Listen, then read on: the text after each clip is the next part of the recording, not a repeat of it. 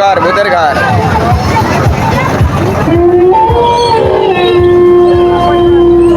এটা হলো ভূতের ঘর। এখানে ঢুকলেই বাচ্চারা ভূতের ঘর ভূতের ঘর।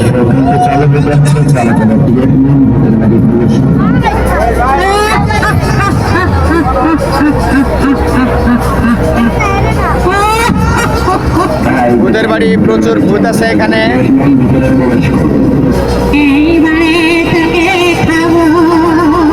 আরে বাবা, আমারই ডর লাগতেছে।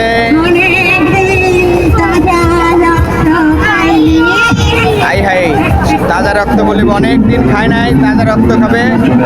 দেখেন এই যে হেন্দে ঢুকতেছে, লোকজন এখান দিয়ে ঢুকতেছে।